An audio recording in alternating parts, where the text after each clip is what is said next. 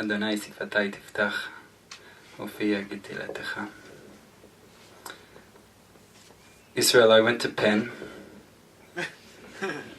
and I know the suffering that's there. I saw it in the eyes of the people who told me they wanted to be a writer, but they were going to Wall Street instead, because they didn't know how to do it differently. I saw it in myself. I saw it in the nights when I looked forward to going to sleep, because it was a reprieve from the day. It says, "Ve'akam melech b'Mitzrayim asher lo yada et Paro, asher lo yada et Yosef." And there arose in Mitzrayim a king who didn't know Yosef. Step 1, forgetting. And what was the decree? Drown them. Why? Lest they become too big and too wise and take over us. Step 2, fear. Who doesn't know drowning? Who doesn't know the place without oxygen, the straits of the soul, the dark nights, thinking, I just want to be happy. I just want intimacy. And I don't know how. And the question is, could it be different? Vayishma na'akatam. And God heard their cry. It could be different. And Moshe, seeing the struggle, stood up to strike the Egyptian, something in him saying, it could be different. And he ran away.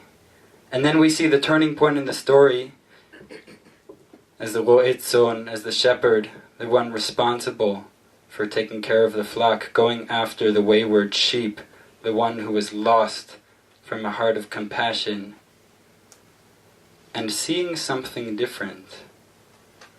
The Midrash says, which was always there. It was always there. It's still always here. Do we see it? Could it be different? And it says, Moshe saw the bush, the burning bush which is burning and is not consumed. Do we see that? That dimension, that depth, the place beyond, the place which is already okay, the place of salvation? We know the darkness. We know it so well, we think it's just what is. Do you feel at the end of each breath a moment of stillness? The place which is not consumed, if only we would awaken to it. And it says, Moshe turned to see what was that sight, and therein lies our salvation, exploring that it could be different. And God said to him, or the angel of God said, Shal na'alecha mi'al raglecha ki hamakom asher ata omed alav admat kodesh hu. Take off your shoes. Touch reality. Touch life. Have a naked experience of what is. Because the place that you are standing on is holy. Did you notice?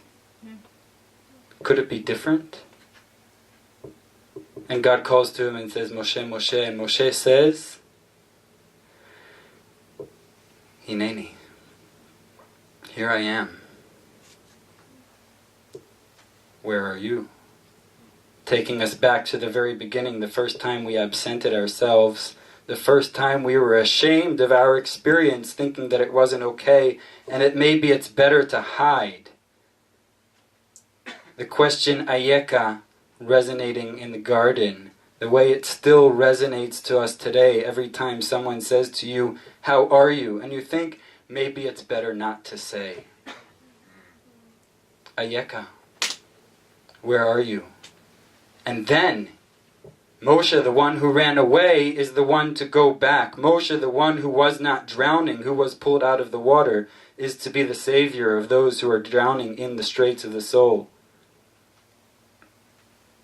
And yet he asks, Mi anochi asher elech el Paro?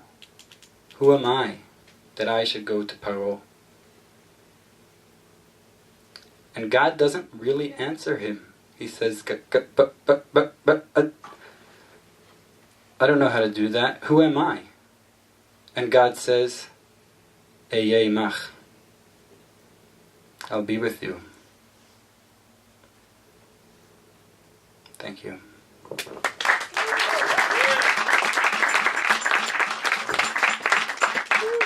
A round of applause for Danny Cohen.